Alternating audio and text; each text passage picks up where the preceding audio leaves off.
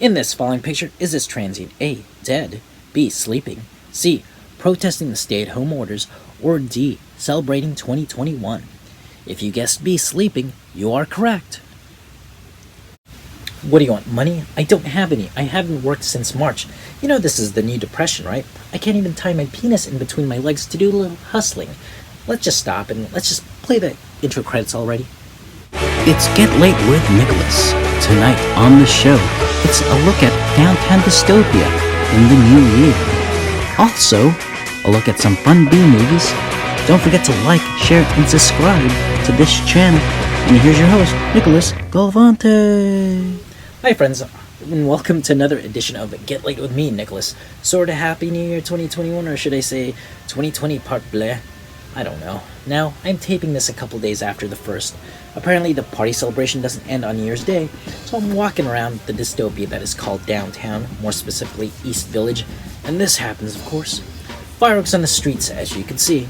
This was on Saturday the 2nd. Aside from the smells of piss, COVID, no direction, hopelessness, and gentrification, that stench of smoke just permeates that area for a good while. The public never ceases to amaze me, especially in downtown. But yes, I miss eating outdoors at some of my favorite restaurants at the Gas Lamp. It was so nice until all those COVID cases went up. Come on, San Diego, please, you could do better. But it was nice to see the sun go down while eating, witnessing people on the DL hiding their homoerotic lifestyles, people making out, having a fish taco while there's a protest going on, and yes, I'll have a fish taco. Yes, I agree, Black Lives Matter. And yes, I'll have a side of equality. By the way, I'm still waiting for my side. Where is it? As COVID-19 cases go up, there are still people not wearing masks. Just recently, there was a group of anti-maskers storming a mall in Southern California, and I think if we have a clip of that.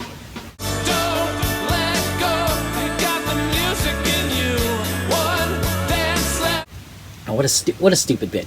An excuse to show that video, which still makes no sense to me. By the way, was that the mom from Who's the Boss?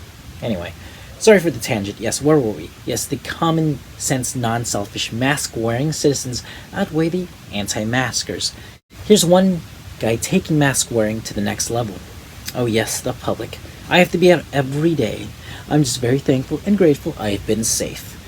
And at least these guys were wearing masks last year. They set the precedent. These hot two brothers who did something to, I'm not going to say that name.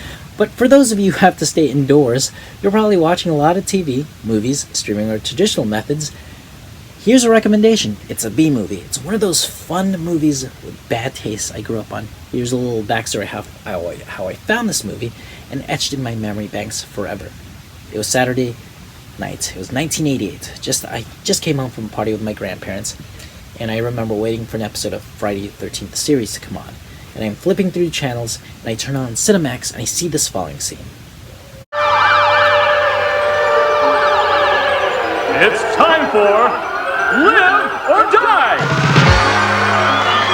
Now here's the host and star of the show, Chuck Toman!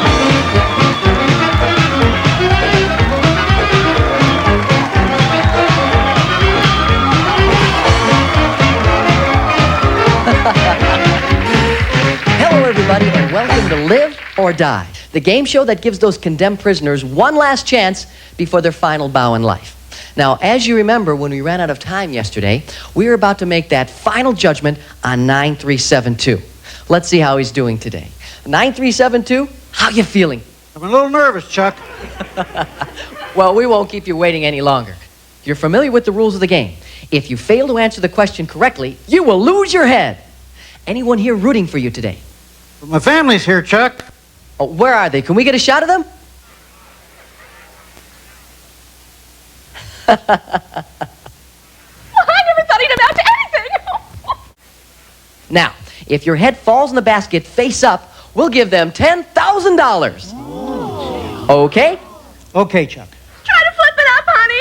Come on, Dad, you can do it. Okay. Here we go.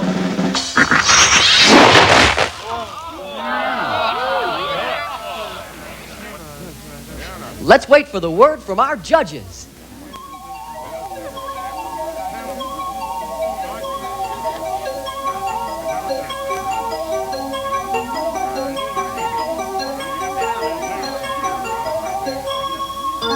Our judges say it's face up. Congratulations, you won!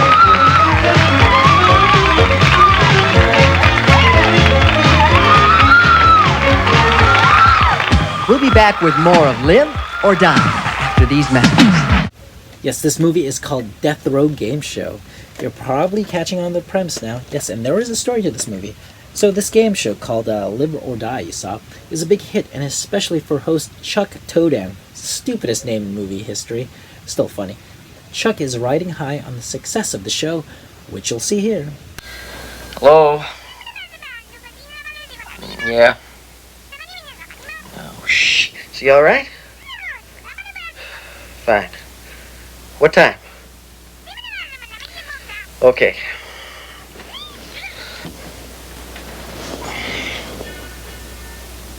Good morning. Good morning. Do I know you? You're my favorite TV host. But he has some detractors, such as his character named Gloria Sternvirgin, another stupid name, who is against what Chuck and the network are doing to those poor convicts. Here's a couple more scenes from this movie. We hate Chuck! We hate Chuck! We hate Chuck! We hate Chuck! We hate Chuck! Evening, ladies.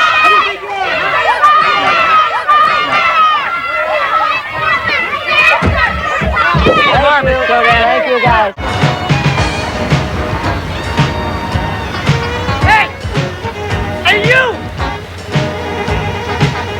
You're an asshole! You're a perverted asshole! I've been watching your show for 2 years, and I think it's sick! Where the fuck did you get off killing innocent people? Welcome back to Live or Die. For those of you who just joined us, we're waiting for 1768 to make the decision of his life. Well, pal, what did you decide? Are you going to take the envelope that's in my hand, or are you going to go for the curtain that lovely Shanna Shallow is pointing to?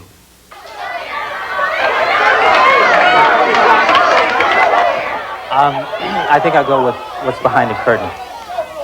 The curtain. You're sure now?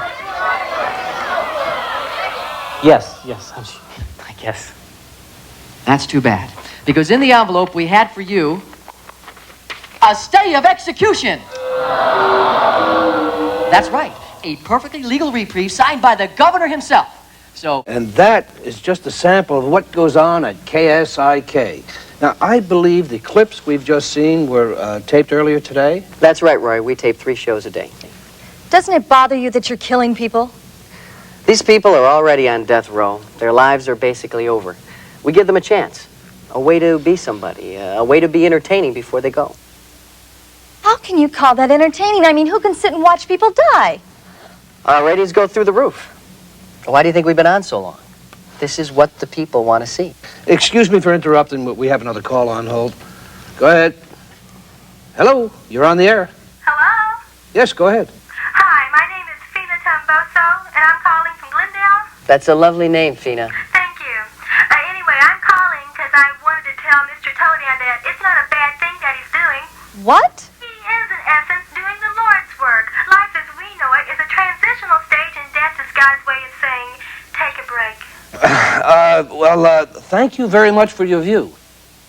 That's an example of the types of people who watch your show. Fruitcakes. Now, Miss Sternvirgin.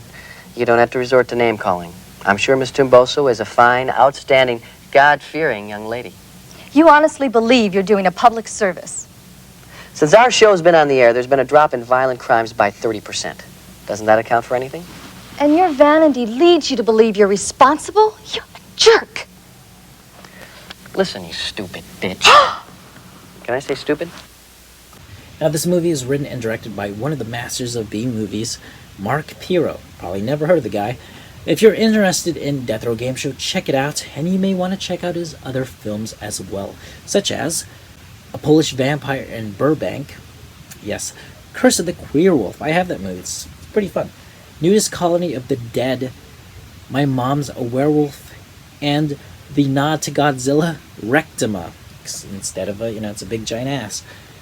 That's all for this edition of Get Late. I'll see you next week with more short attention span fun. And now I'll leave you with this clip from Curses of the Mummy. I'm Nicholas Galvanti. Thanks for watching.